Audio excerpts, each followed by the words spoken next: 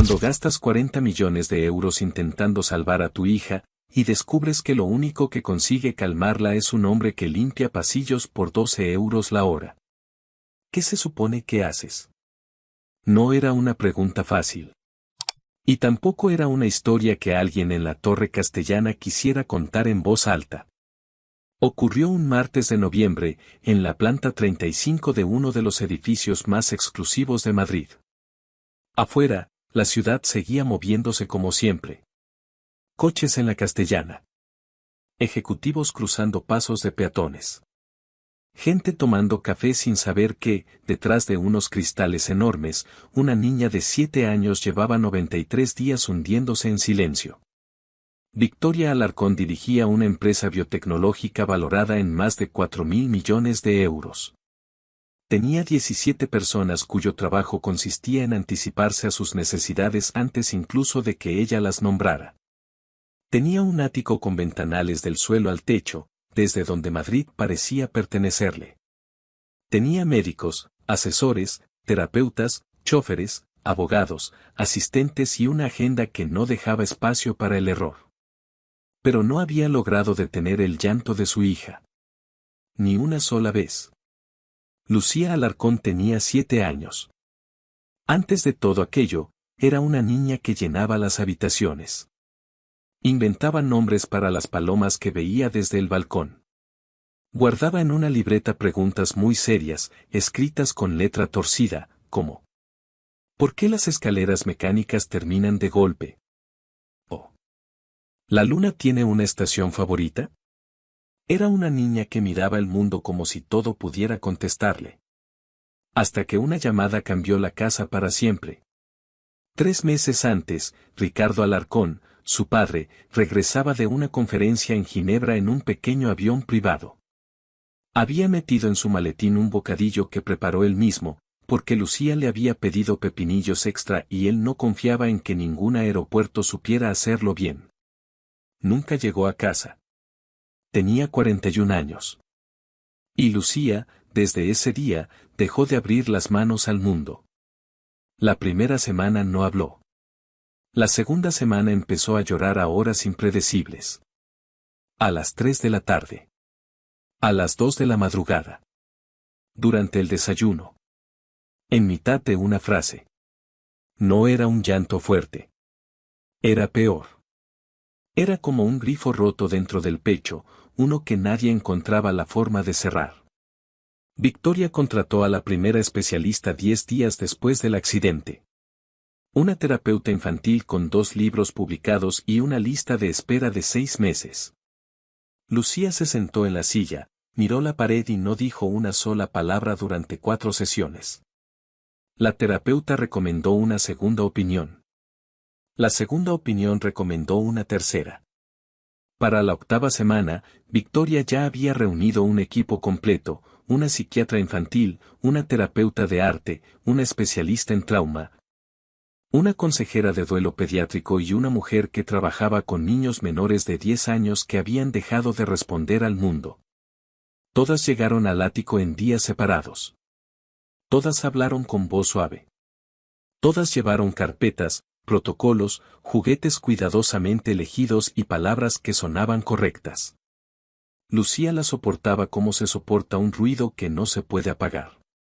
8 niñeras entraron y salieron en 60 días. A la 4ª, Lucía la dejó encerrada en el balcón durante 3 horas. La 7ª despertó un martes y encontró la mitad de su pelo cortado sobre el suelo del baño. Nadie culpaba a Lucía. No se podía. No era crueldad. Era una niña que había aprendido que las personas se van y estaba intentando demostrarlo antes de que ellas tuvieran oportunidad de hacerlo. Victoria leía todos los informes. Subrayaba frases. Hacía anotaciones en los márgenes. Programaba llamadas de seguimiento. Incluso trajo a una consultora desde Londres, una mujer que había trabajado con niños en zonas de guerra. Y aún así, cada noche, cuando Lucía por fin se dormía después de llorar contra su pecho, Victoria se sentaba en la oscuridad de su despacho y miraba los informes como si fueran documentos escritos en un idioma que ella ya no podía entender. A veces pensaba en lo absurdo que era todo. La misma mente que podía reorganizar una división farmacéutica fallida en 72 horas. No encontraba una sola frase correcta para decirle a su propia hija. Siempre había creído, como creen las personas muy competentes, que cualquier problema tenía solución si se aplicaba suficiente inteligencia, suficiente disciplina y suficientes recursos. Había construido su vida sobre esa idea. Pero el duelo no obedecía. El duelo vivía en aquel ático como un tercer habitante. Tenía su propia silla en la mesa. Subía con ellas en el ascensor. Dormía en los pasillos. Victoria pasaba cada mañana junto a los abrigos de Ricardo y todavía no era capaz de moverlos. Siempre tocaba la manga del abrigo azul marino. Solo la manga. Solo un segundo. Y luego se iba a trabajar. Seguía yendo a trabajar. Eso era lo que la gente admiraba de ella. Y también lo que la estaba destruyendo en silencio. Iba a trabajar porque la alternativa era quedarse en casa viendo cómo su hija se apagaba. Y al menos en la oficina, sus manos sabían qué hacer. Lucas Benítez limpiaba los pasillos de la Torre Castellana desde hacía 14 meses. Cada mañana, a las 6:15, empujaba el mismo carrito de limpieza por los mismos corredores. La rueda izquierda chirriaba. Él sabía que baldosas se hundían un poco bajo el líquido de limpieza y cuáles no. Sabía que oficinas escondían discusiones. Sabía que personas dejaban una taza de café frío junto a la puerta los días en que habían llorado antes de llegar. Lucas notaba las cosas. Era lo único que sus manos sabían hacer todavía. Caminaba con la cabeza baja, no por timidez, sino por algo más pesado. Antes de ese trabajo, había sido maestro de educación infantil en Vallecas durante 6 años. Y había sido bueno. No bueno de esa forma que se presume en un currículum. Bueno de verdad. Paciente con los niños pequeños, con esa paciencia que no consiste en esperar, sino en existir a otro ritmo. Sus alumnos lo llamaban señor Lucas. Tenía una repisa con pequeños juguetes para los niños que necesitaban sostener algo mientras encontraban palabras. Pero dejó la escuela 2 años después del accidente. No porque no soportara a los niños. Sí podía soportarlos. Lo que no podía soportar era que cada aula le recordara todo lo que su hijo nunca volvería a hacer. Nicolás tenía 5 años. Tenía los ojos oscuros de Lucas y la risa de Laura, su madre. Una risa de esas que hacen reír a los demás antes incluso de escuchar el chiste. Nicolás y Laura murieron una mañana de octubre, en la M30, cuando un camión perdió el control bajo la lluvia. Lucas estaba en una reunión con unos padres, a menos de 3 kilómetros. Los había besado a los 2 esa mañana. Y recordaba, con una claridad cruel, que mientras los besaba había pensado que no debía olvidar llamar al fontanero por el lavabo del baño. Pensaba mucho en eso. En el fontanero. En el lavabo. En ese pensamiento pequeño, doméstico, completamente normal. Que había sido el último pensamiento de una vida que ya no existía. Aceptó el trabajo de limpieza porque nadie espera conversación del hombre que empuja un carrito con una fregona. Y eso le convenía. Podía existir sin explicar nada. Y en el mapa de su dolor, aquello era una forma de misericordia. Sabía qué plantas necesitaban qué producto. Sabía dónde había que limpiar rápido y dónde convenía pasar despacio. Sabía quién estaba enfadado, quién estaba agotado y quién fingía estar bien. Lo notaba todo con esa clase de atención que desarrollan las personas que ya no tienen prisa por llegar a ninguna parte. Y entonces, una tarde de jueves, escuchó un sonido detrás de una columna de mármol, cerca del pasillo de servicio de la planta 35. Eran las 2:50. La planta ejecutiva acababa de vaciarse por una reunión general de las 3. Lucas empujaba su carrito cuando lo oyó. Un sonido bajo. Cuidadoso. No era una rabieta. Era más bien alguien intentando respirar en silencio, y no consiguiéndolo del todo. Lucas detuvo el carrito. No se movió durante unos segundos. Después caminó despacio hasta la columna. Lucía Alarcón estaba sentada en el suelo, con las rodillas pegadas al pecho. Llevaba una muñeca de tela bajo un brazo y la bufanda azul marino de su padre alrededor de los hombros, aunque el edificio estaba perfectamente climatizado. No lo miró. Lucas no se agachó como hacen los adultos cuando quieren parecer amables. Solo se sentó en el suelo, a unos pasos de ella, con la espalda apoyada contra el mármol. Se sentó como uno se sienta cerca de un pájaro asustado. Sin invadir. Sin preguntar. Sin intentar salvar nada demasiado rápido. Durante casi 2 minutos no dijo una palabra. Luego metió la mano en el bolsillo delantero de su camisa de trabajo y sacó algo pequeño. Lo había hecho durante varias noches, en esas horas en las que el sueño no llegaba y sus manos necesitaban recordar que todavía servían para algo. Era un osito. Tan pequeño que cabía en una palma. Hecho con la manga de una vieja camisa gris de franela. Los ojos eran 2 botones distintos. Uno marrón. Uno negro.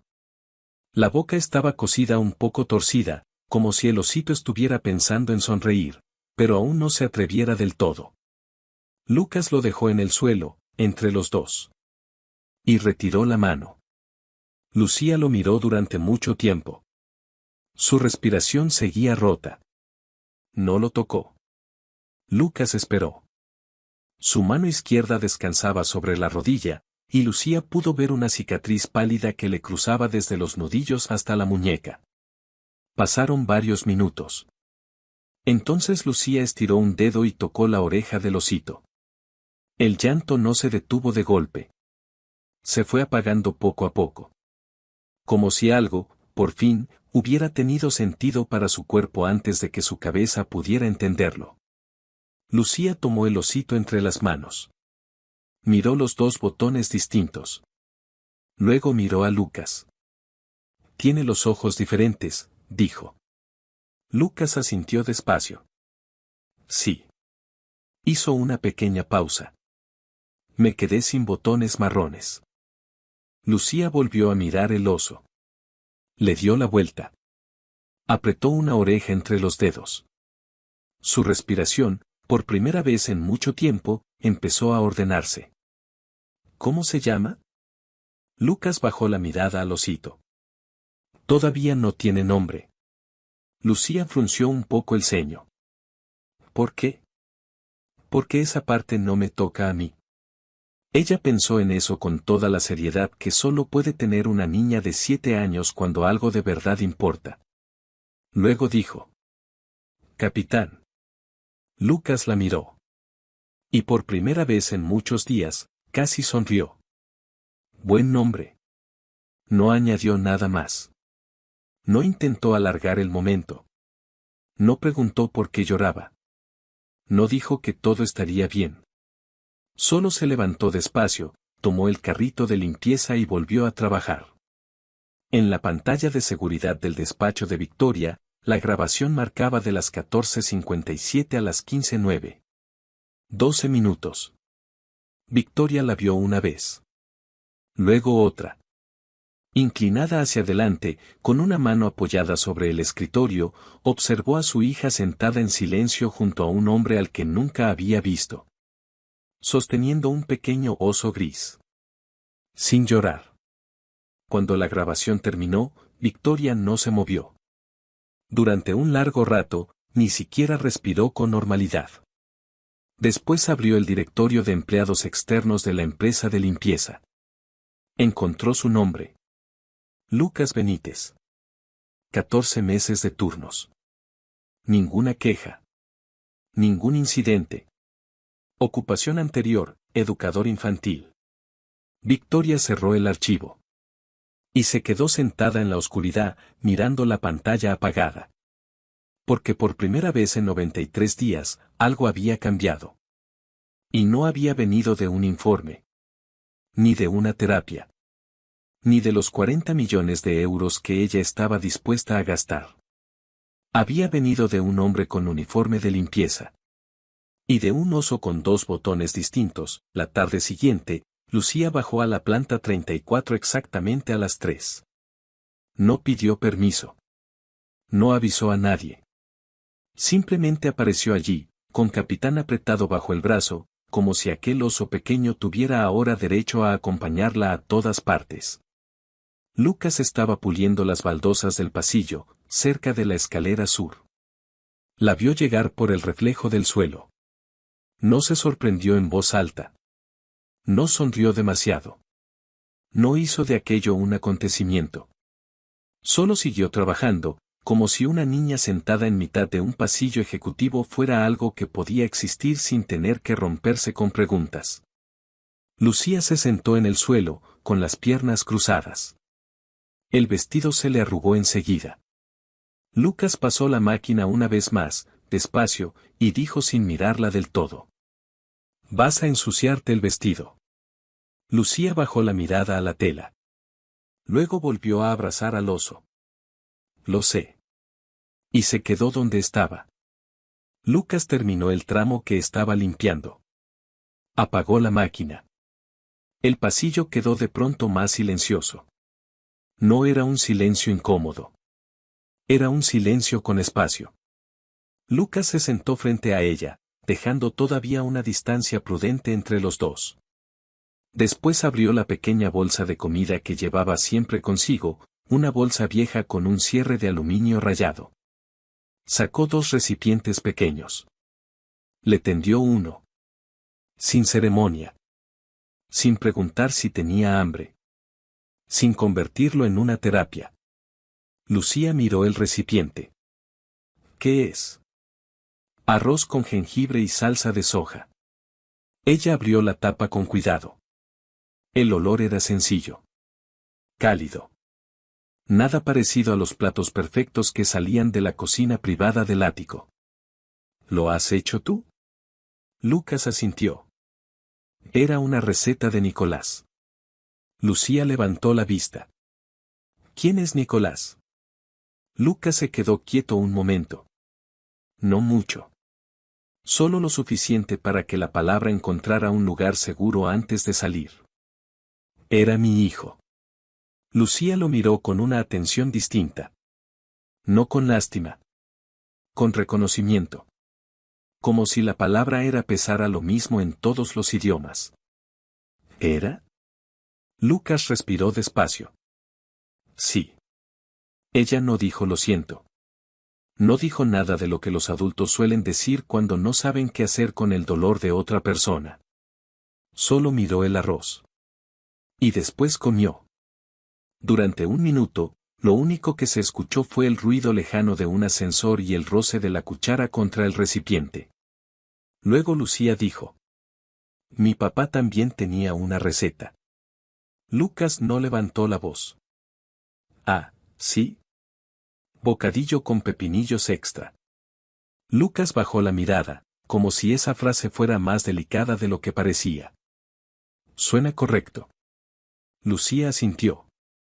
Él decía que nadie ponía suficientes pepinillos. Lucas no respondió enseguida. No hacía falta. A veces, una conversación entera cabe en dos frases y un recipiente de arroz tibio. Ese día no hablaron mucho más. Pero Lucía volvió al día siguiente. Y al otro. Y al otro. Siempre a las 3. Siempre con Capitán. Al principio se sentaba lejos.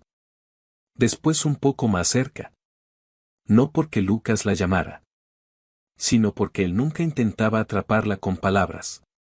Para la segunda semana, Lucía empezó a pedirle historias. No historias grandes. No cuentos con castillos, princesas o finales brillantes. Historias pequeñas. De esas que no parecen querer convencer a nadie. Lucas las contaba como habla alguien que ha aprendido que las palabras pueden hacer daño si se lanzan demasiado rápido. Una tarde, encontró en el armario de suministros un paño de cocina viejo. Era azul, descolorido, con un borde deshilachado. Lo sacó y lo dobló lentamente mientras Lucía observaba. Sus manos trabajaban con una paciencia extraña. Doblez sobre doblez. Esquina contra esquina. Hasta que el paño se convirtió en un pequeño barco. Lucía lo miró con seriedad. Eso no flota. No todavía, dijo Lucas. Colocó el barco en el suelo, entre ellos. Había una vez un capitán que llevaba toda su vida navegando el mismo tramo de agua. Lucía abrazó a capitán contra su pecho. Lucas continuó, con voz baja. Conocía cada ola. Sabía cuáles iban a golpearlo de lado y cuáles pasarían sin hacer demasiado ruido. Sabía cuando el viento venía limpio y cuando traía tormenta. Lucía no parpadeaba. Un día, siguió Lucas, subió a su barco un pasajero que nunca había navegado. Tenía miedo de todo. Del sonido de la madera. Del agua oscura debajo. Del movimiento. Incluso del silencio cuando el mar se calmaba. Lucas tocó con un dedo la punta del barco de tela. El capitán no intentó explicarle el océano. Hizo una pausa. Solo siguió navegando.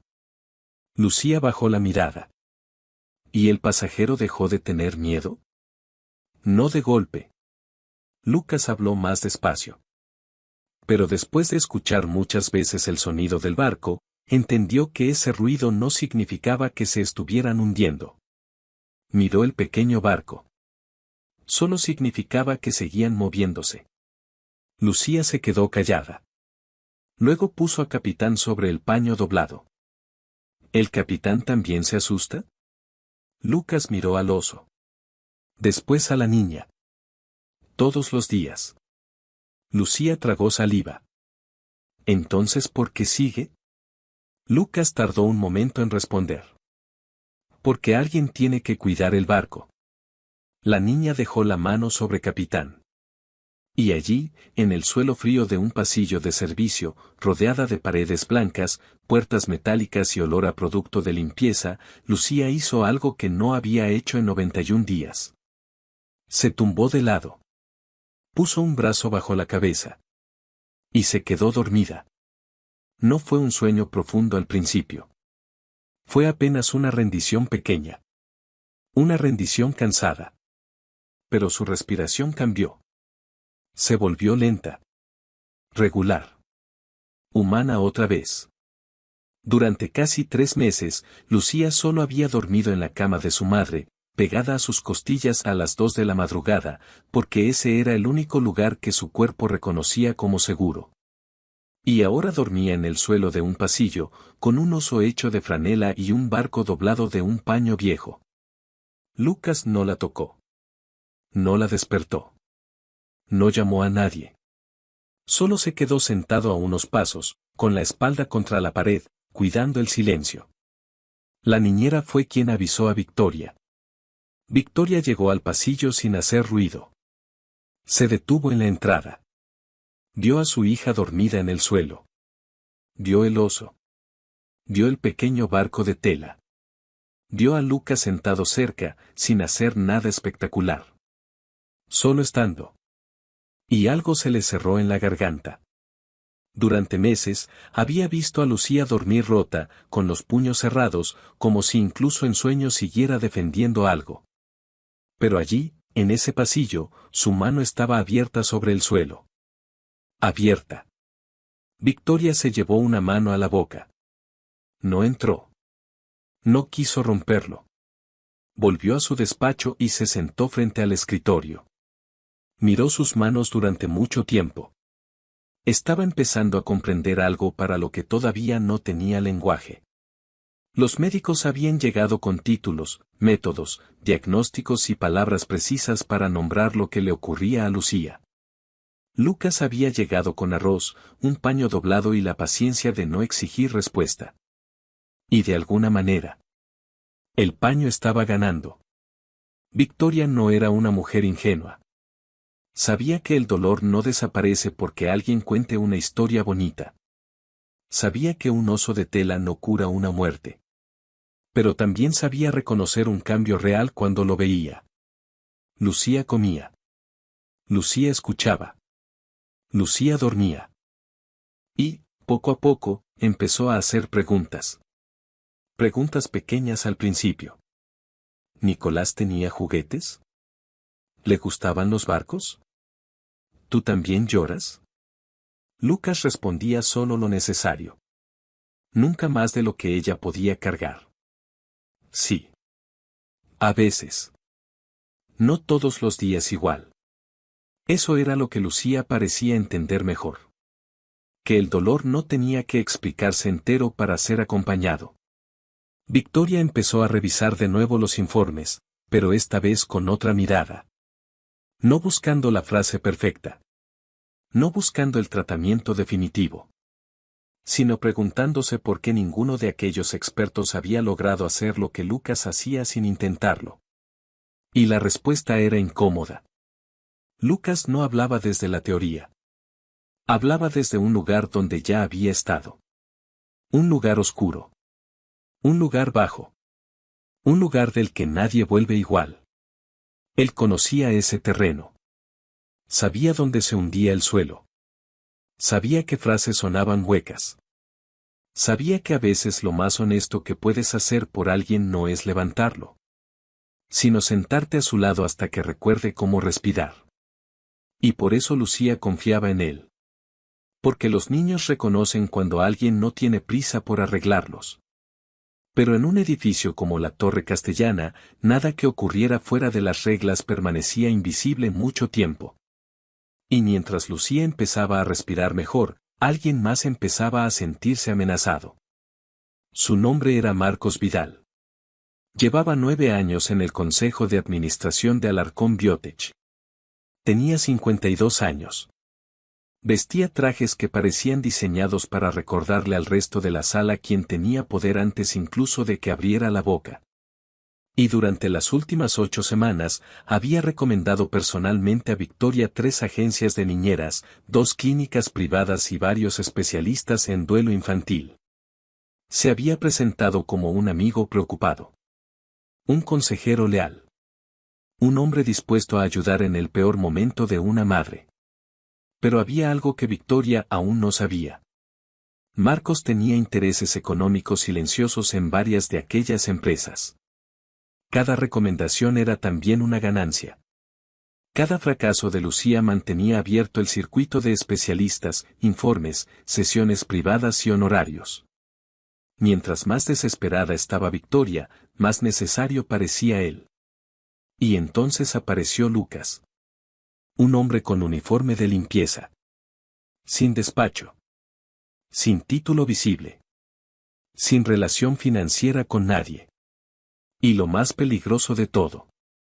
Lucía estaba mejorando. Si Lucía mejoraba gracias a Lucas, la historia de su recuperación no tendría nada que ver con Marcos Vidal. Y Marcos no soportaba las historias donde él no aparecía como indispensable. Así que hizo una llamada. Luego preparó una reunión.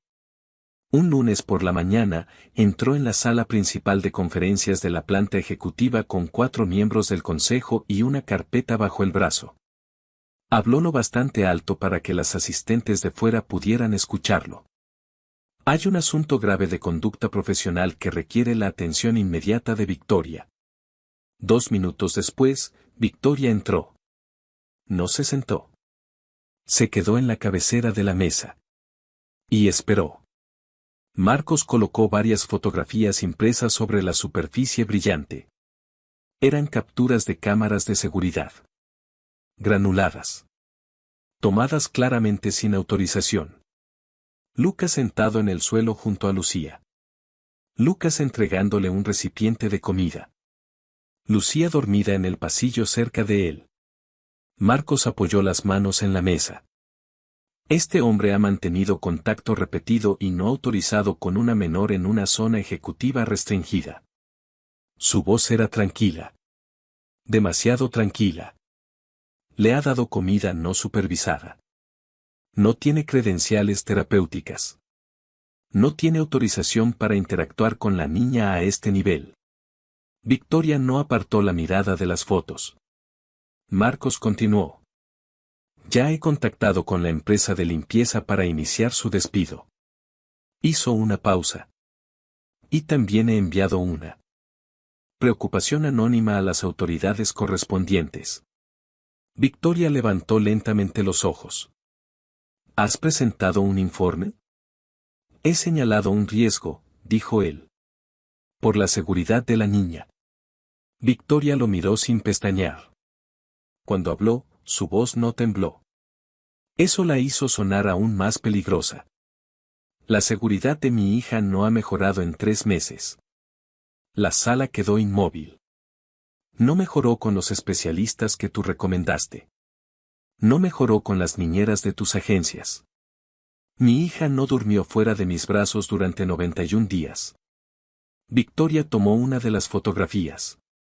La de Lucía dormida en el suelo. Y la semana pasada durmió en un pasillo de servicio porque un hombre se sentó cerca de ella y no intentó arreglarla. Dejó la foto sobre la mesa. Ese ha sido el primer avance real desde la muerte de Ricardo. Marcos apretó la mandíbula. Victoria, esto no puede manejarse desde la emoción. No me hables de emoción como si fuera debilidad. Su voz bajó un poco más. Tú llamaste a servicios sociales. Cualquier miembro responsable del consejo habría hecho lo mismo. Victoria se inclinó apenas hacia adelante. Sal de mi edificio. Marcos parpadeó. El consejo tiene derecho a revisar. Tú recomendaste 9 proveedores que fracasaron. La sala quedó en silencio. Victoria siguió. Y tenías vínculos financieros con varios de ellos. El rostro de Marcos cambió apenas. Pero cambió. Victoria lo vio. Tengo la documentación. Nadie se movió. Ella tomó las fotografías y las puso boca abajo. Hablaremos de tu continuidad en el consejo en la próxima reunión. Luego abrió la puerta de la sala. Esta reunión ha terminado. Pero lo que Marcos había puesto en marcha ya no podía detenerse cerrando una carpeta.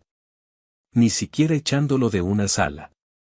40 minutos después, 2 agentes uniformados llegaron a la planta 35.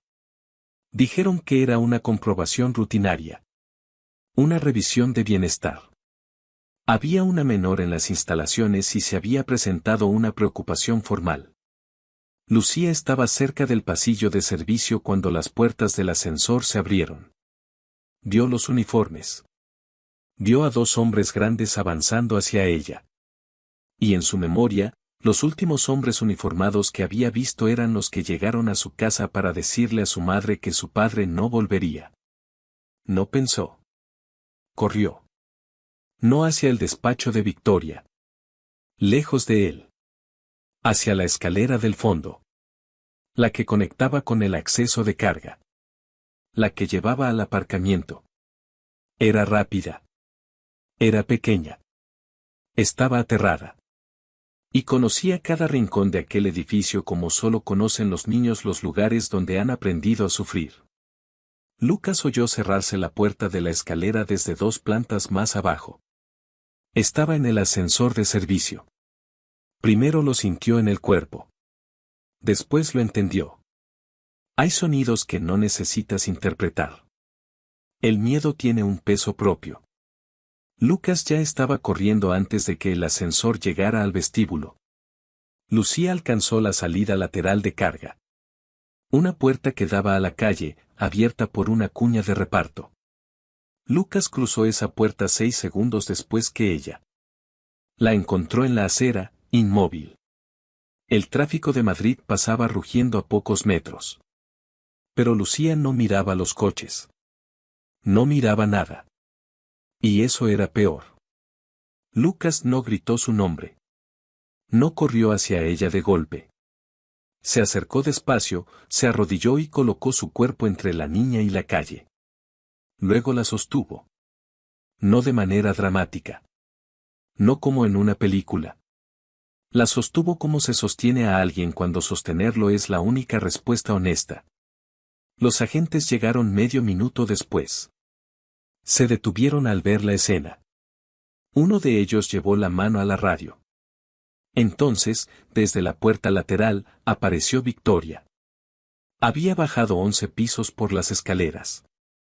Un tacón se le había roto en algún tramo y caminaba un poco de lado, empapada en sudor, con el rostro completamente descompuesto. Vio a Lucía. Vio a Lucas abrazando a su hija en mitad de la acera. Y por primera vez en años, la voz que salió de ella no fue la voz de una directora general. Fue otra. Más baja. Más rota. Más verdadera. Lucas. Solo dijo su nombre. Pero en esa palabra no quedaba nada de la mujer que presidía consejos de administración. Lucas levantó la mirada. No respondió. Pero tampoco apartó los ojos. Hay momentos que ocurren demasiado rápido para sentirlos en el instante. El cuerpo los guarda. Y uno los entiende después, cuando todo está en silencio. Lo que empezó en aquella acera tardaría 6 días más en revelar su verdadero sentido. Y cuando lo hizo, fue en un lugar que Victoria jamás había querido visitar. 6 días después de lo ocurrido en la acera, la lluvia llegó a Madrid con una violencia extraña. No era una lluvia limpia. Era una de esas tormentas que vuelven grises las calles, que pegan contra los cristales como si alguien estuviera lanzando puñados de grava desde el cielo. A mediodía, los coches avanzaban despacio por la Castellana. Los paraguas se doblaban en las esquinas. La ciudad entera parecía hablar en un tono más áspero. Y en el ático de Victoria Alarcón, Lucía llevaba toda la mañana demasiado tranquila. Esa clase de tranquilidad que no consuela. Esa que parece estar guardando algo. La niñera se llamaba Patricia. Llevaba 3 semanas con la familia y, hasta ese momento, había conseguido quedarse. No porque entendiera del todo a Lucía. Nadie podía presumir de eso. Pero era paciente. No hacía demasiadas preguntas. No insistía cuando la niña se encerraba en sí misma. Y, sobre todo, había aprendido que en aquella casa algunas cosas no se tocaban. Los abrigos de Ricardo. Su taza. Su bufanda azul. El silencio de Lucía. Aquel día, Patricia estaba preparando algo de comer en la cocina cuando la niña apareció en la puerta. Llevaba el abrigo puesto. Botas. Capitán bajo el brazo. Y en la otra mano, un papel doblado. Patricia se giró con el cuchillo aún en la mano. Lucía, ¿vas a salir? La niña habló con una calma tan exacta que pareció ensayada. Mamá dijo que me llevaras al lugar antiguo de papá. Patricia frunció el ceño. ¿Qué lugar? Lucía extendió el papel. Este. Patricia lo tomó. Había una dirección escrita con ceras de colores, en letras cuidadas, demasiado cuidadas para una niña que supuestamente acababa de recordarla. Calle del Olmo, número 17. Lavapiés. Patricia miró la dirección. No le sonaba. Lucía, yo no sé si tu madre. Mamá dijo que tú lo sabrías. La niña no levantó la voz. No lloró. No suplicó. Solo se quedó allí, esperando, con los ojos muy abiertos y Capitán pegado al pecho. Patricia dudó. En una casa normal, habría preguntado. Pero aquella no era una casa normal. En aquella casa, todo el mundo tenía miedo de romper algo que ya estaba agrietado. Así que Patricia escribió un mensaje a la asistente de Victoria. Lucía dice que la señora Alarcón pidió que la llevara a una dirección antigua del señor Ricardo. Calle del Olmo 17. Vamos ahora. Confirmadme, por favor. Envió el mensaje. No esperó respuesta. La lluvia empeoraba. Y Lucía ya estaba junto a la puerta. Victoria estaba en una reunión cuando la llamada de su asistente entró por segunda vez. No contestó al principio. Estaba frente a 6 ejecutivos, revisando una adquisición delicada, escuchando cifras, riesgos y porcentajes con esa parte de su mente que todavía funcionaba. Pero el teléfono volvió a vibrar. Y luego apareció un mensaje en la pantalla. Lucía no está en el ático. Patricia la llevó a una dirección en lavapiés. Nadie lo aprobó. Victoria dejó de escuchar la reunión. La sala siguió hablando unos segundos más, hasta que todos notaron que ella ya no estaba allí. ¿Qué dirección?, preguntó. La asistente, al otro lado de la línea, respondió con voz tensa. Calle del Olmo, 17. Victoria cerró los ojos. Solo un segundo. Pero fue suficiente. Conocía esa dirección. Ricardo había alquilado un pequeño piso allí durante años, antes de casarse con ella. Un quinto sin ascensor, en un edificio viejo que siempre olía a humedad y madera antigua. Era el lugar al que iba cuando necesitaba pensar. Eso le había dicho una vez. El único sitio donde todavía puedo escucharme. Victoria nunca había ido. Nunca quiso. Le parecía una parte de Ricardo que él guardaba aparte, no por secreto, sino por necesidad. Después de casarse, él mantuvo el piso. Victoria lo sabía. No preguntó demasiado. Confiaba en él. O quizá le convenía confiar para no mirar en lugares donde no tenía control. Lucía había estado allí una vez, cuando tenía 5 años. Ricardo la llevó un sábado por la mañana. Le enseñó la azotea, las macetas abandonadas, las antenas torcidas y una vista de Madrid que no era lujosa, pero sí verdadera. Le dijo: cuando no sé qué importa, vengo aquí. Lucía no lo había olvidado. Los niños no olvidan las frases que les suenan a puerta secreta. Victoria salió de la sala sin explicar nada.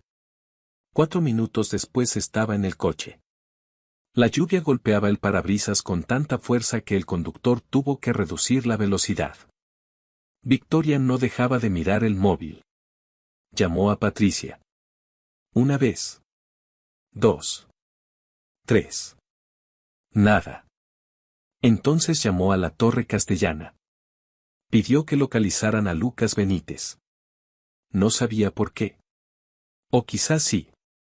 Lucas recibió el mensaje mientras estaba en el sótano de servicio, revisando material de limpieza. Lucía fue llevada a una dirección de lavapiés. Calle del Olmo 17.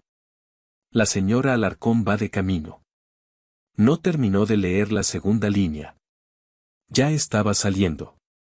No pidió permiso. No cambió de ropa. No pensó en si debía ir. Solo lo supo. Hay cosas que no se razonan. Se reconocen. Cuando Lucas llegó a la calle del Olmo, la lluvia caía tan fuerte que el agua bajaba por los bordes de la acera como pequeños ríos. El edificio número 17 llevaba meses marcado para demolición. Tenía 5 plantas, ventanas tapiadas y andamios en la fachada. Las lonas del lateral se sacudían con el viento, haciendo un ruido seco, como velas a punto de romperse. Patricia estaba en la entrada, empapada, con el teléfono pegado al oído. Tenía la cara blanca. Entró antes de que pudiera detenerla, dijo apenas vio a Lucas. La puerta se cerró detrás. No puedo abrirla. No tengo fuerza. No sé qué hacer. No preguntó quién era él. No hizo falta. Simplemente se apartó. La puerta principal estaba vencida sobre las bisagras. Lucas empujó con el hombro una vez. Luego otra. La madera cedió con un gemido largo. Dentro olía a polvo mojado. A yeso viejo. A abandono. Lucas sacó una linterna pequeña de su bolsa de trabajo y subió las escaleras de 2 en 2. Primera planta. Segunda. Tercera. La lluvia se filtraba por algún punto del techo y caía en gotas lentas sobre los escalones. Cuarta. Quinta. Al llegar arriba, encontró la puerta del antiguo piso de Ricardo entreabierta. Alguien debía haberla dejado así meses atrás, después de vaciar el lugar. Lucas entró despacio. No gritó. No porque no tuviera miedo, sino porque el miedo de Lucía ya era suficiente para llenar todo el edificio. La encontró en la habitación del fondo. Estaba sentada en el suelo, bajo la ventana. Capitán apretado contra el pecho. Las rodillas pegadas al cuerpo. Y los ojos fijos en la puerta de un pequeño dormitorio vacío. Las paredes estaban desnudas. El suelo, sin muebles. Solo quedaban marcas más claras donde alguna vez hubo estanterías, un escritorio, quizá una silla. La lluvia golpeaba el cristal con furia. Lucas se sentó a su lado. No muy cerca. No demasiado lejos. Lucía no lo miró. Siguió mirando la puerta del dormitorio. Él se sentaba ahí, dijo. Su voz era pequeña, pero no estaba rota. Decía que era el único lugar donde podía escucharse pensar. Lucas miró la habitación vacía. Sí. Lucía respiró despacio. Papá me contó una vez una historia de un capitán. Lucas no se movió. La niña acarició una oreja del oso. Dijo que alguien se la había contado cuando estaba triste. Que esa historia le ayudó a no tener tanto miedo. La lluvia golpeó más fuerte. Lucas sintió que algo dentro de él se detenía. Muy despacio, giró la cabeza hacia ella. Lucía seguía mirando la puerta. Era la historia de un barco, susurró. Y de un pasajero que tenía miedo del agua. Lucas tragó saliva. Durante unos segundos, no pudo hablar. Luego dijo. Esa historia se la conté yo. Lucía levantó la cabeza. Lo miró. No con sorpresa completa. Más bien como si una pieza que llevaba tiempo flotando en el aire acabara de encajar en su sitio. Miró a Capitán. Miró sus dos ojos de botón. Uno marrón. Uno negro. Yo sabía que eras tú, dijo muy bajo. Lucas apenas pudo respirar. ¿Por qué? Lucía tocó los botones. Porque el oso tiene los mismos ojos. Y entonces apoyó el hombro contra el brazo de Lucas. No fue un abrazo. No todavía. Fue algo más pequeño. Pero para una niña que llevaba 3 meses huyendo del mundo, aquel gesto era enorme. Lucas cerró los ojos un instante. También él estaba intentando explicárselo a sí mismo. Había conocido a Ricardo Alarcón 2 años antes, en una pequeña sala de lectura comunitaria en Vallecas. Lucas todavía enseñaba entonces. Todavía intentaba mantenerse unido al mundo. Ricardo había entrado un jueves por la tarde, con un café terrible en la mano y un libro que no estaba leyendo. Se sentó cerca. Empezaron hablando de nada. Del ruido de la calle. De los libros que uno compra y nunca termina. De lo difícil que era encontrar silencio en Madrid. Y luego, sin que ninguno de los dos supiera cómo, hablaron de todo. Ricardo no dijo su apellido. No dijo que era millonario. No dijo que dirigía inversiones, ni que su mujer estaba construyendo una empresa que saldría en revistas. Solo dijo que estaba en una etapa de ajuste final. Así lo llamó. Ajuste final. Dijo que tenía una hija. Que era pequeña. Que hacía preguntas imposibles. Y que tenía miedo de no estar siempre allí para contestarlas. Lucas, que todavía llevaba vivo el nombre de Nicolás en cada respiración, no le ofreció frases hechas. Solo escuchó. Al final de aquella conversación, Ricardo sacó del bolsillo de su abrigo un pequeño oso marrón. No era nuevo. Tenía una costura torpe en un lado. No puedo dárselo desde casa, dijo Ricardo. Si sabe que viene de mí, no lo soltará nunca. Y un día eso le hará daño. Lucas no entendió del todo. Ricardo bajó la mirada. Pero si viene de un desconocido, quizá pueda quedárselo sin miedo. Le pidió a Lucas un favor extraño. Enviar pequeños objetos, de vez en cuando, a una dirección que escribió en un recibo. Nada caro. Nada perfecto. Cosas que parecieran encontradas por alguien amable. Un oso. Un barco de papel. Una estrella cosida. Una nota sin firma. Lucas lo hizo. Envió 11 cosas durante los siguientes 18 meses. Nunca supo el apellido de Ricardo. Nunca supo que aquella niña era Lucía Alarcón. Nunca supo, cuando la empresa de limpieza lo asignó a la Torre Castellana 14 meses después, que trabajaba en el mismo edificio donde vivía el dolor de ese hombre. No unió los puntos. Hasta ese momento. Hasta ese piso vacío, bajo la lluvia. 40 minutos después, Victoria llegó al edificio. Subió las escaleras sin sentir las piernas. Cuando entró en el antiguo piso de Ricardo, encontró a Lucía dormida en el regazo de Lucas, todavía abrazando a Capitán. La habitación estaba helada. El suelo sucio. La lluvia sonaba como si quisiera entrar. Y aún así, por primera vez en mucho tiempo, Lucía parecía en paz. Victoria se arrodilló frente a ellos. No dijo nada al principio. Lucas le contó todo. La sala de lectura. La conversación. El oso. Los pequeños envíos. El recibo con la dirección. Ricardo hablando de su hija sin decir su apellido. Victoria escuchó en silencio. Cada frase le quitaba y le devolvía algo al mismo tiempo. Cuando Lucas terminó, ella miró hacia el dormitorio vacío. La voz le salió muy baja.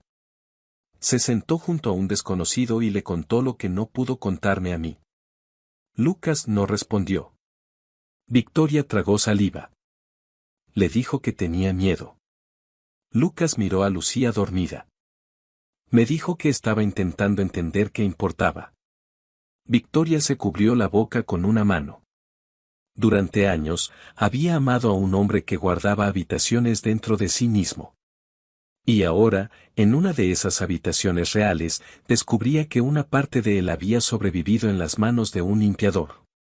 En un oso de franela. En una historia de un capitán. Victoria extendió la mano. La colocó sobre la de Lucas, que descansaba en el suelo. No la apretó. Solo la dejó allí. Lucas no la movió. Se quedaron así.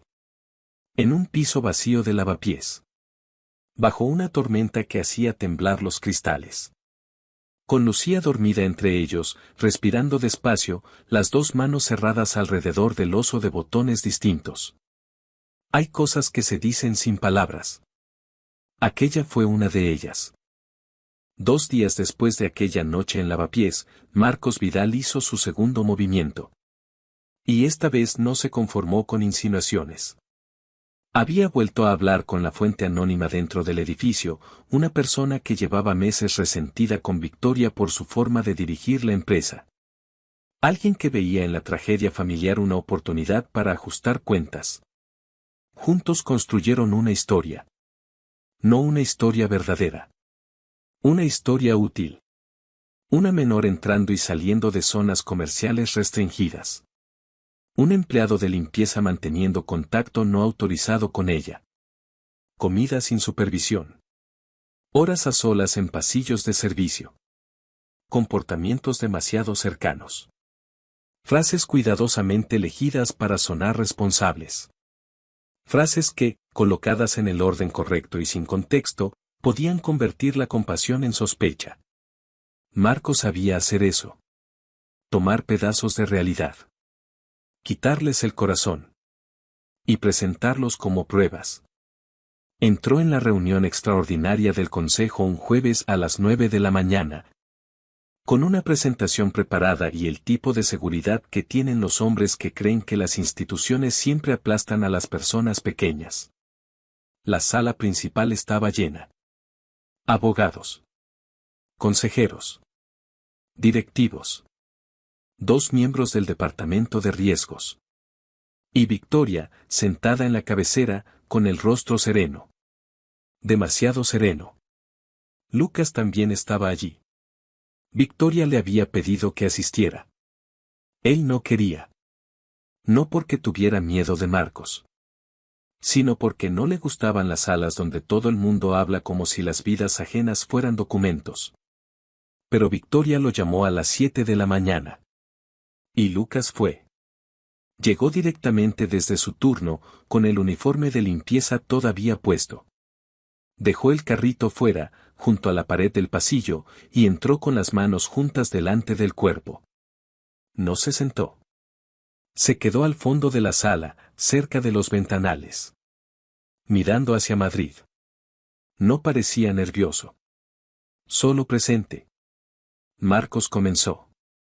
Habló de responsabilidad corporativa, de exposición legal, de límites profesionales, de protección de menores. Cada palabra estaba medida. Cada diapositiva parecía diseñada para que nadie pudiera decir que estaba actuando por interés propio. Mostró fechas, horas, capturas de cámara, fragmentos de informes. Mencionó a Lucas sin mirarlo. El señor Benítez no tiene licencia terapéutica, no forma parte del equipo familiar y no ha sido contratado para interactuar con la menor. Cambió de diapositiva. Apareció una foto de Lucía dormida en el suelo del pasillo, con Capitán junto a ella. Marcos dejó pasar un silencio. Esto no es ternura. Es una vulneración grave de protocolos. Algunos consejeros bajaron la mirada. Otros miraron a Victoria. Ella no se movió. Marcos siguió hablando casi 20 minutos. Cuando terminó, cerró la carpeta con una satisfacción discreta. Mi recomendación es rescindir inmediatamente cualquier acceso del señor Benítez a este edificio y trasladar este asunto a asesoría externa para proteger a la compañía y, por supuesto, a la niña. La última frase la dijo como si le doliera. Como si de verdad estuviera preocupado. Victoria dejó pasar unos segundos. Luego se puso de pie. No levantó la voz. No le hizo falta. Voy a responder a algunas cosas. La sala quedó completamente quieta. Victoria tomó un mando pequeño y cambió la pantalla. La presentación de Marcos desapareció. En su lugar apareció una tabla de sociedades, pagos, contratos y nombres. Marcos frunció apenas el ceño. Victoria no lo miró todavía. Durante las últimas 8 semanas, recomendaste a esta familia 9 proveedores externos. Pasó a la siguiente diapositiva. 3 agencias de niñeras. 2 clínicas privadas. 4 especialistas en trauma infantil. Miró entonces a Marcos. Todos fueron presentados como favores personales durante mi duelo. El silencio se volvió más pesado. Victoria continuó. Pero 5 de esos proveedores están vinculados a sociedades en las que mantienes intereses financieros no declarados. Alguien al fondo de la mesa se movió en la silla. Marcos soltó una risa seca. Eso es una interpretación agresiva. No. Victoria abrió una carpeta física y la dejó sobre la mesa. Son acuerdos de derivación. Participaciones indirectas. Comisiones. Legal ya lo ha revisado. La sala dejó de respirar. La cifra total vinculada a estas recomendaciones supera los 340.000 euros. Marcos cambió de postura. Su rostro intentó quedarse quieto, pero algo en su mandíbula lo traicionó.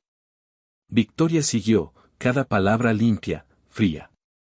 Constituye conflicto de interés, incumplimiento del deber fiduciario y ocultación de relaciones comerciales en un proceso donde se estaba tomando decisiones médicas y familiares relacionadas con una menor. Marcos apoyó las manos sobre la mesa. Victoria, estás desviando el tema. No. Ella lo miró directamente. Estoy llegando al centro del tema. Nadie habló. Lucas seguía al fondo, inmóvil. Victoria pasó una última diapositiva. Apareció otra imagen. No una captura robada. Una fotografía tomada por Victoria. Lucía dormida en el suelo del pasillo. Capitán bajo su brazo. Lucas sentado cerca, sin tocarla, mirando al frente. Victoria habló más despacio. Mi hija estuvo 93 días llorando. Su voz se mantuvo firme, pero algo bajo ella temblaba. 93 días. No comía bien. No dormía sin agarrarse a mí. No hablaba con nadie más de lo necesario. Miró a los consejeros uno por uno. Tuvimos a disposición los mejores recursos de la ciudad. Médicos. Terapeutas. Consultores. Informes. Protocolos. Hizo una pausa. Y cada semana estaba peor. Nadie se atrevió a interrumpir. Victoria señaló la foto. Este hombre se sentó en un suelo frío y esperó. No le exigió a mi hija que mejorara. No le pidió que hablara. No convirtió su dolor en un expediente. Se volvió hacia Marcos. Y por primera vez desde la muerte de Ricardo, mi hija dejó de llorar. Marcos endureció el gesto. Estás arriesgando la empresa por un limpiador. Victoria no parpadeó. No. Su respuesta fue suave. Y precisamente por eso sonó más fuerte. La estoy arriesgando por mi hija. El rostro de Marcos se cerró. Victoria dio un paso alrededor de la mesa. Y si tengo que elegir entre un precio de acción y una niña que por fin puede dormir, elegiré a mi hija todas las veces. La frase quedó suspendida en la sala. Luego Victoria tomó la carpeta y la empujó hacia el secretario del consejo. Solicito la destitución inmediata de Marcos Vidal de este consejo, conforme al artículo 14 del Reglamento de Gobierno Interno. Uno de los abogados asintió lentamente. Marcos se levantó. Esto es una locura. Victoria no apartó la mirada. La locura fue usar el duelo de una niña como fuente de ingresos. Marcos miró alrededor, buscando apoyo. No encontró suficiente. Durante unos segundos, la sala mostró la verdadera forma del poder, no la de quien habla más fuerte, sino la de quien de pronto se queda solo. La votación se celebró 40 minutos después. El consejo aprobó la destitución. Marcos salió sin despedirse. Al pasar junto a Lucas, se detuvo apenas. Lo miró de arriba abajo. Como si necesitara recordarle que, aunque hubiera perdido la reunión, seguía considerándolo menos que él. Lucas no dijo nada. Solo sostuvo la mirada. Y a veces eso basta. Cuando la sala se vació, Victoria caminó hasta el fondo. Se detuvo frente a Lucas. Durante un momento, ninguno habló. A través de los ventanales, Madrid seguía moviéndose. Como si nada hubiera cambiado. Pero algo sí había cambiado. Gracias, dijo Victoria al fin. Lucas bajó la mirada. No hice nada especial. Victoria negó despacio. Te quedaste. Él levantó los ojos. La frase pareció tocar un lugar que nadie había nombrado. Te quedaste. No la curaste. No la salvaste. No la arreglaste. Te quedaste. Lucas tragó saliva. Su mandíbula se movió una vez. Luego tomó aire, asintió casi sin fuerza y salió al pasillo. Agarró el carrito de limpieza. Y volvió a trabajar. Como si el mundo no acabara de inclinarse un poco. Aquella tarde, Lucía bajó a la planta 34 a las 3, como siempre. Encontró a Lucas en el pasillo de servicio. Llevaba algo en las manos. Una hoja de impresora tomada del despacho de su madre. Dibujada con ceras. Se acercó sin decir nada y se la entregó. Lucas la recibió con cuidado. En el dibujo había 4 figuras. Una niña pequeña con un oso enorme. Una mujer alta con un círculo alrededor del cuello, que debía ser un collar. Un hombre con el pelo mal dibujado y una fregona en la mano. Y, en la esquina superior, un poco separado de los demás, había una quinta figura hecha con cera amarilla. Pequeña. Casi como luz. Debajo, Lucía había escrito. Nicolás. Lucas sostuvo la hoja. Sus manos permanecieron firmes. Pero algo en su rostro se abrió y se cerró al mismo tiempo. Lucía lo observó con seriedad. Puede estar en el dibujo, dijo. Lucas no pudo responder enseguida. La niña apretó a Capitán contra su pecho.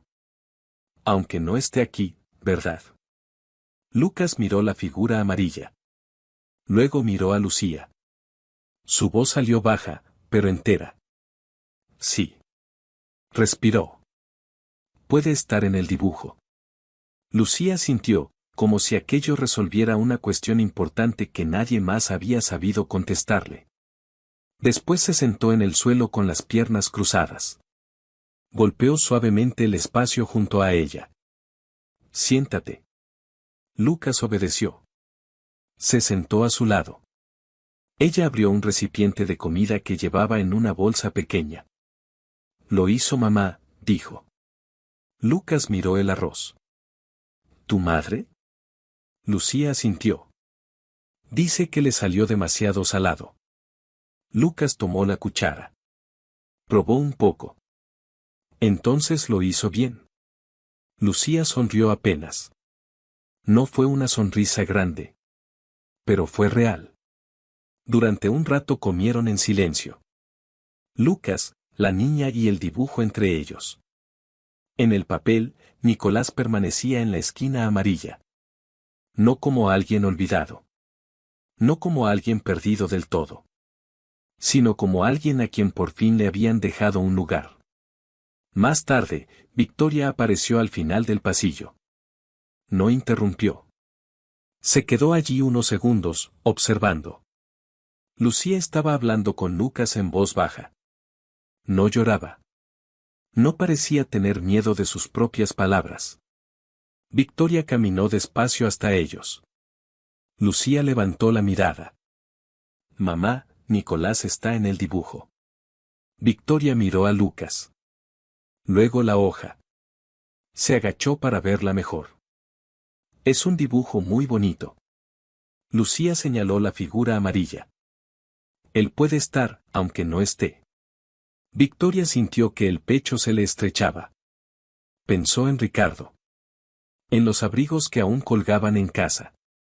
En la manga azul marino que tocaba cada mañana.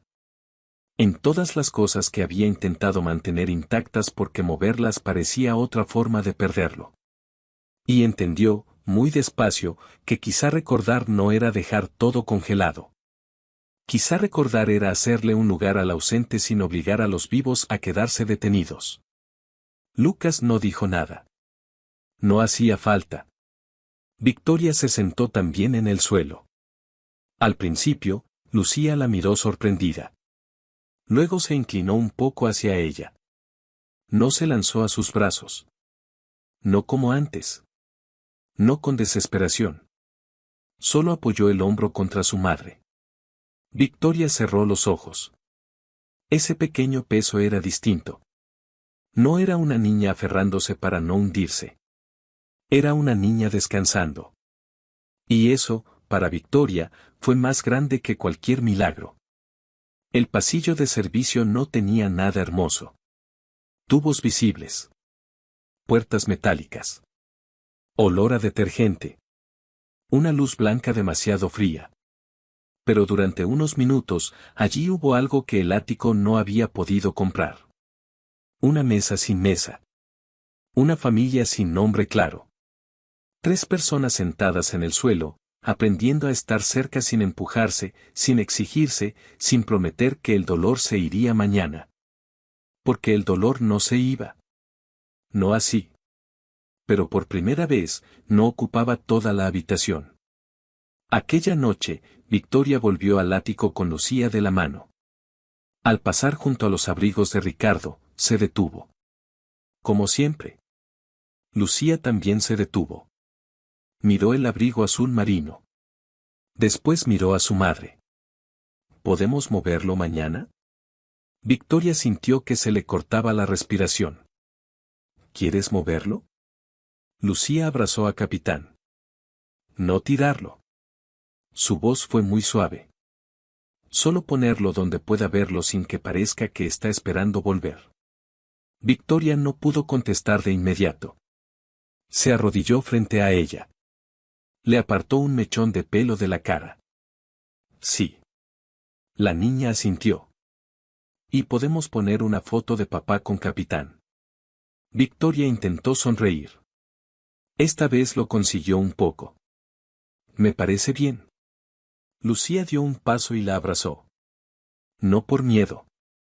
No porque hubiera despertado de una pesadilla.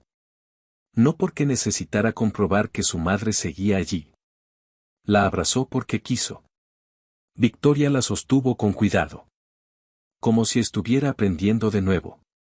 Y en alguna parte, muy dentro de ella, algo que llevaba 3 meses apretado empezó a soltar apenas un hilo de aire.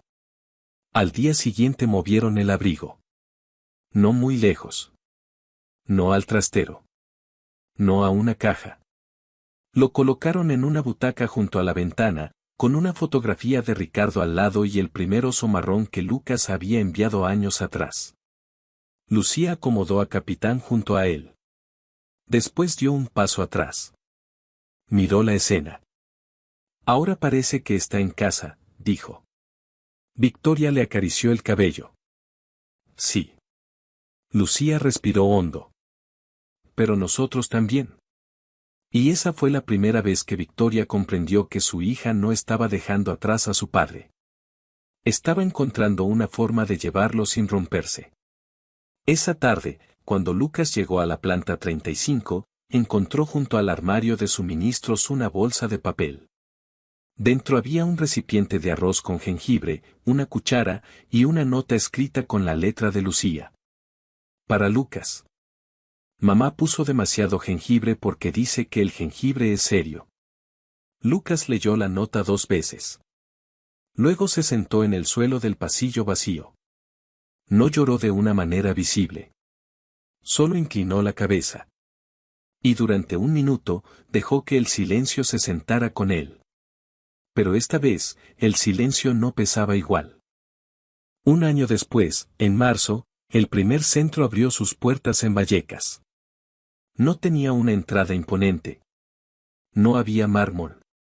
No había recepcionistas con auriculares ni salas de espera diseñadas por arquitectos caros. Era un local pequeño, con techos bajos, ventanas amplias y cojines en el suelo. Había mesas redondas. Estanterías con cuentos. Cajas de juguetes. Papel, ceras, telas, botones, hilos de colores y pequeños objetos que no parecían importantes hasta que un niño los escogía y los sostenía entre las manos como si acabara de encontrar un idioma. En la puerta había un cartel sencillo. Centro Faro de Nicolás. Victoria lo financió. Lucas diseñó el programa. No lo hizo en una oficina elegante. Lo hizo durante 4 meses en una mesa vieja de la sala de descanso de la empresa de limpieza, con un cuaderno de tapas negras, un bolígrafo azul y muchas noches sin dormir. No quería construir un lugar donde los niños fueran tratados como problemas. Quería construir un lugar donde pudieran sentarse sin que nadie les exigiera estar bien. El programa unía a niños en duelo con adultos que también habían perdido a alguien. No terapeutas sustitutos. No salvadores. Acompañantes formados. Personas que sabían algo sobre el silencio. Personas que no se asustaban cuando un niño no hablaba. Personas que entendían que a veces una manualidad vale más que una pregunta directa. Que un dibujo puede abrir una puerta. Que un recipiente de arroz puede ser una conversación. Que un oso con botones distintos puede decir.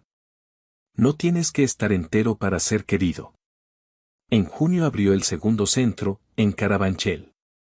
Para noviembre, ya había 32 en distintas ciudades de España. Madrid. Valencia. Sevilla. Bilbao. Zaragoza. Málaga. No eran grandes. Esa fue una de las condiciones de Lucas. Nada de edificios fríos. Nada de salas donde los niños sintieran que estaban siendo observados. Los centros debían parecer casas donde nadie tenía prisa. Con luces cálidas. Con suelo cómodo.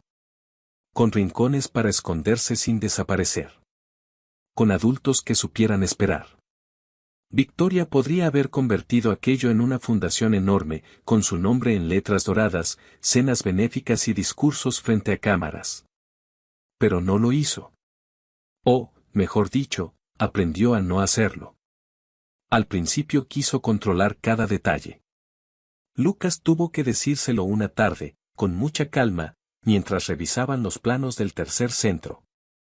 Si haces que parezca perfecto, algunos niños no van a entrar.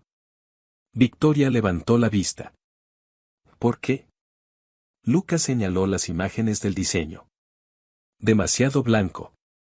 Demasiado limpio. Demasiado correcto. Porque el dolor no se siente cómodo en lugares que parecen no permitir manchas. Victoria miró los planos durante un largo rato. Luego los apartó. Entonces lo cambiamos. Y lo cambiaron. Los centros tenían paredes donde los niños podían pegar dibujos. Cojines que no combinaban. Mesas con marcas de pintura. Tazas distintas. Juguetes reparados. Osos con ojos desiguales. Cosas imperfectas. Cosas vivas. Lucía empezó a ir al primer centro los sábados. Al principio no como parte del programa. Solo iba con Victoria a llevar cajas de materiales. Después empezó a quedarse un rato. Se sentaba en una esquina con Capitán, mirando a otros niños sin acercarse demasiado. Un día, vio a un niño pequeño sentado debajo de una mesa. Tendría 6 años. No lloraba. Solo apretaba un coche rojo contra el pecho y miraba el suelo. Lucía lo observó durante varios minutos. Luego se acercó. No se agachó demasiado. No le preguntó qué le pasaba. Solo se sentó en el suelo, a 1 metro de distancia. Dejó a Capitán entre los dos. Y esperó. Victoria lo vio desde la puerta. Lucas también. Ninguno dijo nada. El niño miró el oso. Lucía habló en voz baja. Se llama Capitán. El niño no respondió. Lucía sintió, como si eso estuviera bien. No habla mucho al principio. El niño tocó una pata del oso. Lucía miró a Lucas un segundo. Después volvió hacia el niño. Pero sabe quedarse. Lucas bajó la mirada. Victoria sintió que se le llenaban los ojos de lágrimas. No por tristeza. No exactamente. Era otra cosa. Una emoción más amplia. Más difícil de nombrar. Como ver una herida transformarse, no en algo hermoso, porque una herida no necesita volverse hermosa, sino en algo capaz de ayudar a otra persona a no sentirse sola. Esa noche, en el ático, Lucía pidió ver las fotos de Ricardo. No todas. Solo algunas. La del bocadillo con pepinillos. La de la azotea en Lavapiés. La de los 3 en la playa, con el viento desordenándoles el pelo. Victoria sacó una caja que llevaba meses sin abrir. La puso sobre la alfombra. Lucía se sentó junto a ella. Durante un rato miraron las fotos en silencio. Algunas dolían. Otras hicieron sonreír a Lucía. En una, Ricardo aparecía con una camisa demasiado arrugada y una expresión seria, sosteniendo una sartén quemada. Lucía se rió. No una risa completa. Pero sí una risa. Victoria la miró como si estuviera escuchando música después de mucho tiempo. Papá cocinaba fatal, dijo Lucía. Victoria soltó una pequeña carcajada. Le tembló al salir. Horrible. Pero hacía bien los bocadillos. Eso sí. Lucía sostuvo la foto con cuidado. Luego la dejó sobre sus piernas. Mamá. Dime. ¿Tú crees que papá sabía que Lucas iba a encontrarnos? Victoria miró la foto. Ricardo sonreía con esa expresión torcida que Lucía había heredado. No lo sé. Respondió con honestidad. Pero creo que tu padre sabía reconocer a las personas que saben quedarse. Lucía pensó en eso. Luego asintió. Entonces reconoció bien. Victoria le acarició el cabello. Sí. Reconoció bien. Lucas nunca volvió a enseñar en una escuela tradicional. Al principio, algunos le preguntaban si extrañaba las aulas. Él respondía que sí. Y era verdad. Extrañaba el ruido de los niños antes de entrar del recreo. Los dibujos pegados con cinta. Las manos pequeñas levantadas para contar cosas sin importancia que, para ellos, eran urgentes. Extrañaba escuchar la risa de Nicolás en lugares donde ya no podía sonar. Pero en el centro Faro de Nicolás encontró otra clase de aula. Una donde nadie tenía que fingir que empezaba de cero. Una donde los niños llegaban con una silla vacía dentro. Y los adultos no intentaban llenarla. Solo les enseñaban que podían seguir sentándose a la mesa aunque esa silla existiera. Victoria cambió también. No de golpe. Las personas no cambian como en los finales fáciles. Siguió siendo fuerte. Siguió dirigiendo una empresa enorme. Siguió tomando decisiones difíciles. Pero dejó de confundir control con amor. Aprendió a llegar antes a casa. Aprendió a apagar el teléfono durante la cena. Aprendió que Lucía no necesitaba una madre invencible. Necesitaba una madre presente. A veces, todavía tocaba la manga del abrigo azul marino de Ricardo. Pero ya no lo hacía como quien espera que alguien vuelva. Lo hacía como quien saluda una parte de su vida que sigue acompañándola. El abrigo permanecía junto a la ventana. Con la fotografía. Con el primer oso marrón. Y, algunas noches, con Capitán sentado al lado. El día del primer aniversario del centro, organizaron una reunión sencilla. Nada de gala. Nada de escenario. Solo familias, niños, voluntarios, comida casera y una mesa llena de dibujos. En una pared, habían colgado frases escritas por los niños. Algunas eran torpes. Algunas graciosas. Algunas dolían. Una decía: mi mamá está en el cielo, pero yo sigo teniendo cumpleaños. Otra: cuando extraño a mi hermano, dibujo una silla para él. Otra: no me gusta hablar, pero me gusta que alguien se siente conmigo. Victoria leyó esa última frase y se quedó quieta. Lucas estaba a su lado. Lucía, un poco más lejos, ayudaba a un niño a pegar estrellas de papel en una cartulina. Victoria habló sin mirarlo. A veces pienso en todo lo que gasté intentando encontrar una solución. Lucas siguió mirando a los niños. ¿Querías ayudarla? Sí. Victoria respiró despacio.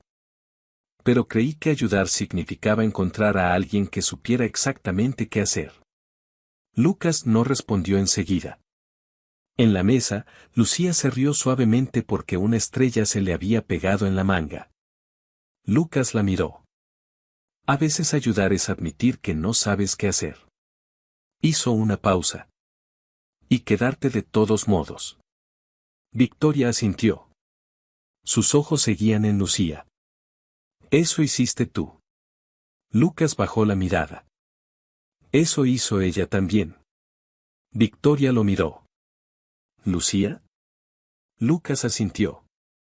Sí. Su voz fue baja. Ella también se quedó conmigo. Victoria no dijo nada. Porque entendió. Lucas no había salvado solamente a Lucía. Lucía tampoco había sido solo una niña salvada. De alguna manera, con sus preguntas, con sus silencios, con aquel dibujo donde Nicolás podía estar aunque no estuviera, ella también le había devuelto a Lucas un lugar en el mundo. A media tarde, Lucía subió a una silla para pegar un dibujo nuevo en la pared. Victoria se acercó para ayudarla, pero Lucía negó con la cabeza. Puedo.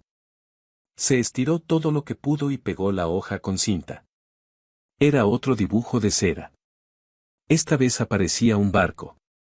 Dentro del barco había varias personas. Una niña. Una mujer. Un hombre con una fregona. Un oso. Un niño dibujado en amarillo. Y otro hombre, también en amarillo, sentado en la punta del barco con algo que parecía un bocadillo en la mano. Debajo, Lucía había escrito: el barco sigue moviéndose. Nadie habló durante unos segundos. Lucas miró el dibujo. Victoria también. Después Lucía bajó de la silla y tomó la mano de su madre. Con la otra, tomó la de Lucas. No hizo un discurso. No explicó nada. Solo los sostuvo a los dos. Y por un instante, en aquella sala pequeña de Vallecas, con cojines desordenados, tazas distintas y niños dibujando en el suelo, el mundo pareció encontrar una forma más amable de respirar. La pérdida seguía allí. Claro que seguía. Ricardo no volvió. Laura no volvió. Nicolás no volvió. Las personas amadas no regresan solo porque el corazón aprenda a seguir latiendo. Pero el amor tampoco desaparece solo porque alguien muera. A veces cambia de habitación. A veces se convierte en una historia. En un arroz con demasiado jengibre. En una bufanda azul. En una silla dibujada. En un oso con dos botones diferentes. En alguien que se sienta a tu lado y no te exige nada. Esa noche, cuando el centro quedó vacío, Lucas apagó las luces una por una. Victoria recogió vasos de papel de una mesa. Lucía se había quedado dormida sobre un cojín, con Capitán entre los brazos. Lucas la miró desde la puerta. Deberíamos llevarla a casa. Victoria sonrió con cansancio. Sí. Pero ninguno se movió de inmediato. Durante un minuto, los dos observaron a la niña dormir. No aferrada a nadie. No temblando. No intentando demostrar que todos se irían. Solo dormida. Segura. Lucas dijo en voz baja. Nicolás habría cumplido 7 este año. Victoria lo miró. Él no apartó los ojos de Lucía. A veces intento imaginar cómo sería. Victoria dejó los vasos sobre la mesa. ¿Y puedes? Lucas tardó en responder. Algunos días. Hizo una pausa. Otros días solo veo la puerta cerrándose. Victoria se acercó un poco. No intentó consolarlo con frases perfectas. Había aprendido. Solo se quedó a su lado. Lucas respiró hondo. Después miró el dibujo del barco en la pared. Pero hoy. Su voz se quebró apenas. Hoy pude imaginarlo riéndose. Victoria no dijo nada. Solo apoyó una mano sobre su brazo. Un gesto pequeño. Suficiente. Porque hay dolores que no se curan. Pero sí pueden dejar de estar solos. Y eso cambia una vida. A veces cambia muchas. La historia de Victoria Alarcón, Lucía y Lucas Benítez empezó como una pregunta imposible. ¿Qué haces cuando todo tu dinero no puede salvar a tu hija? La respuesta no estaba en una cuenta bancaria. Ni en un despacho. Ni en un informe de 30 páginas. Estaba en un pasillo de servicio. En un hombre que conocía el fondo del dolor. En una niña que todavía podía reconocer la bondad. Y en una verdad sencilla, tan sencilla que casi todos la olvidan. A veces, lo que salva a una persona no es alguien que llega con todas las respuestas. A veces, lo que salva es alguien que se sienta a su lado. Respira despacio. Y se queda.